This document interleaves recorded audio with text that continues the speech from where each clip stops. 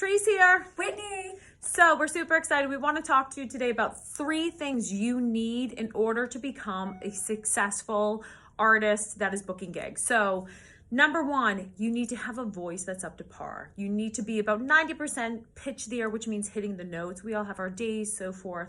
But I would say that you also have to have a voice and tonality that people want to listen to. So technique is super important. Number 2, you need to be able to own your stage and have good stage presence. What do you do with your arms? What do you do with your feet? And all of that. So you have to know how to perform. Entertain people.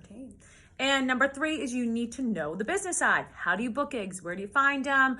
What do you email them? How to negotiate prices and all that fabulous stuff. So June 16th, sign up for free because we're going to help you actually handle that third. You can also stay on the page and see some cool tips to handle the other ones. But definitely, link is in bio. Let's help you make some money.